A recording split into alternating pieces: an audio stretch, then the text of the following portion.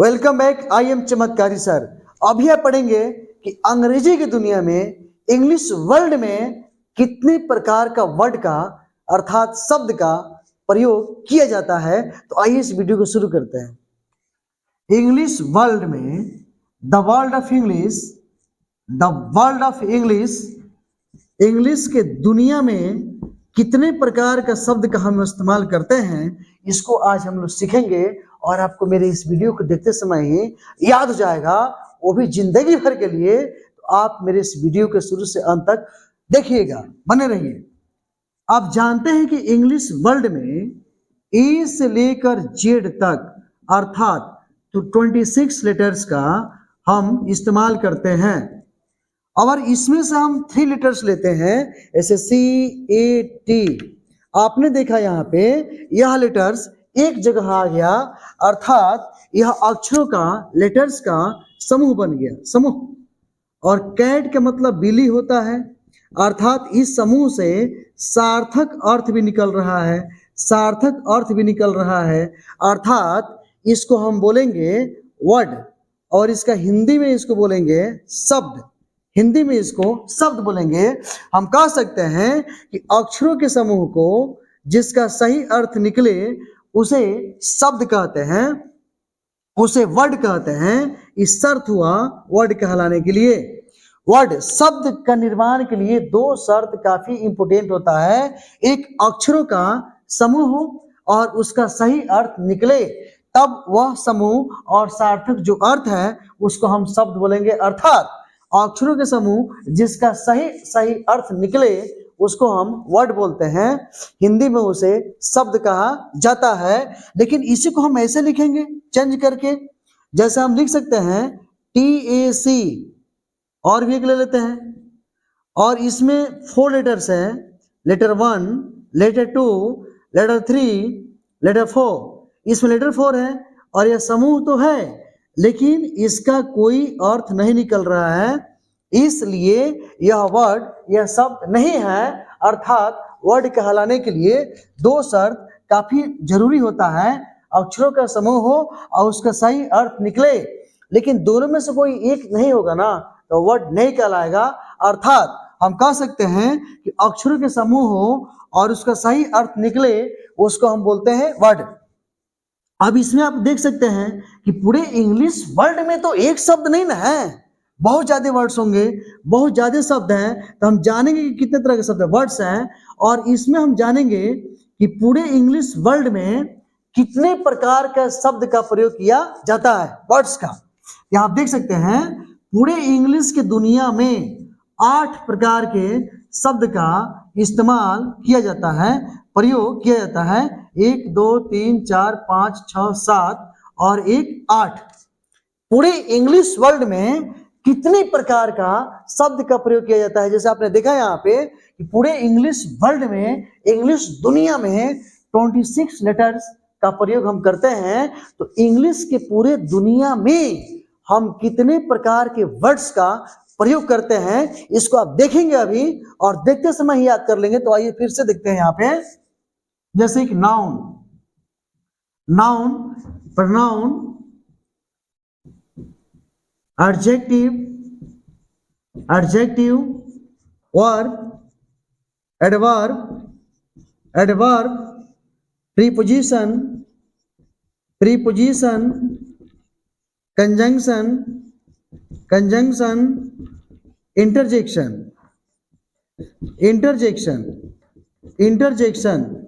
Noun भी शब्द है, वर्ड है, प्रोनाउन भी एक वर्ड है, एडजेक्टिव भी वर्ड है, एडवर्ब भी एक वर्ड है, एडवर्ब भी एक वर्ड है, प्रीपोजिशन भी एक वर्ड है, कंजंक्शन भी एक वर्ड है, इंटरजेक्शन भी एक वर्ड है।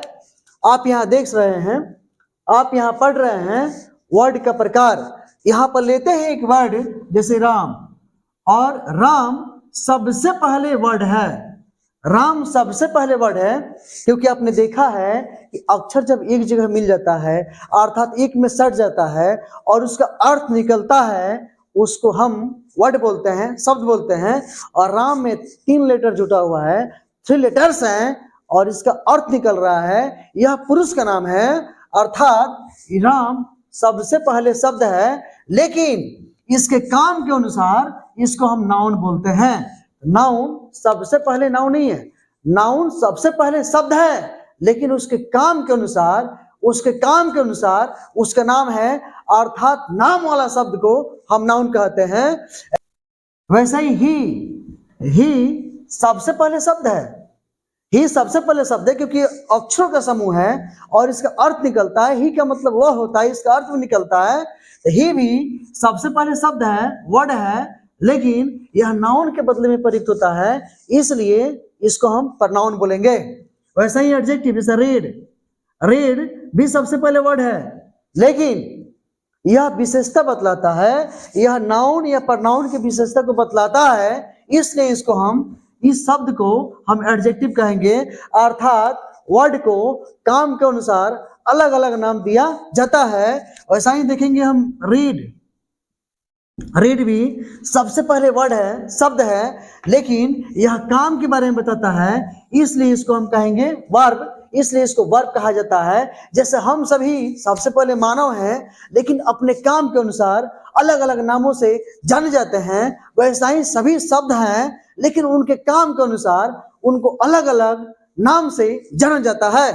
वैसा ही लेते हैं हम, अब एक शब्द को देखेंगे, वेरी भी एक शब्द है, लेकिन इसका काम है कि यह नाउन का, प्रनाउन का, एडजेक्टिव का, वर्ब का और खुद अपना विशेषता भी बताने का काम करता है, इसलिए इसको हम एडवर्ब कहते हैं।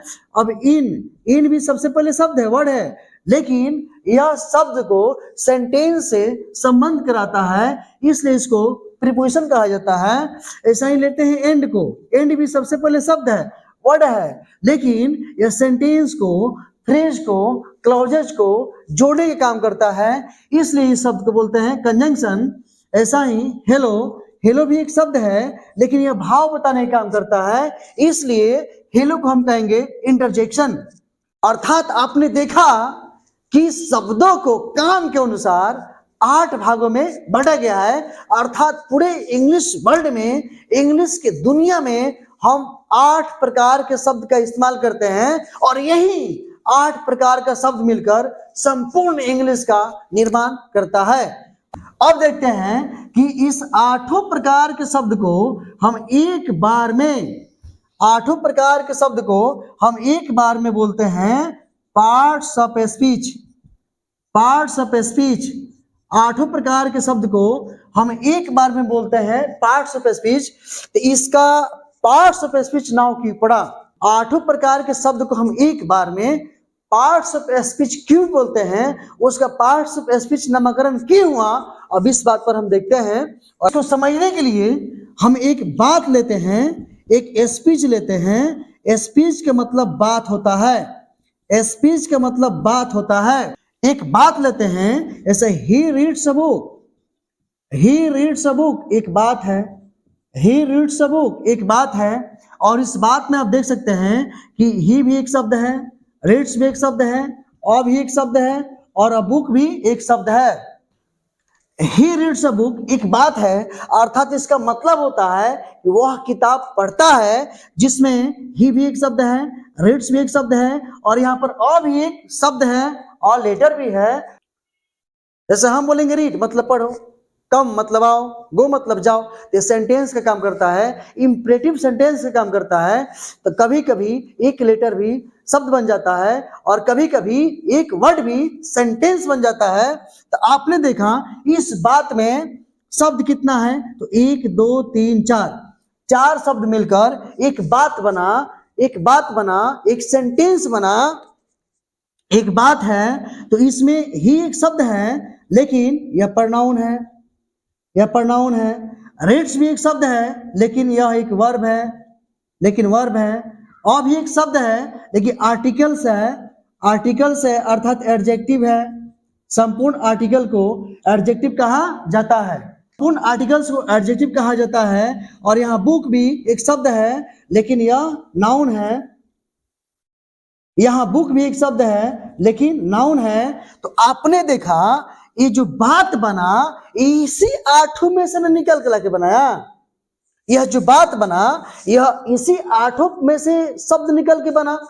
तो अपने मुख से हम जितना बात बोलते हैं ना, वह सभी यही 8 शब्द ही निकाल कर बनता है, और फिर बंद करते हैं तो उससे फिर चला जाता है, फिर बोलते हैं फिर चला आता है। अर्थात अपने मुख से हम जितने बात को बोलते हैं, उस बात को बनाने के लिए इंग्लिश के यही 8 प्रकार के शब्द का निर्माण किया जाता है, और इंग्लिश वर्ड में 8 प्रकार के शब्द का प्रयोग किया जाता है।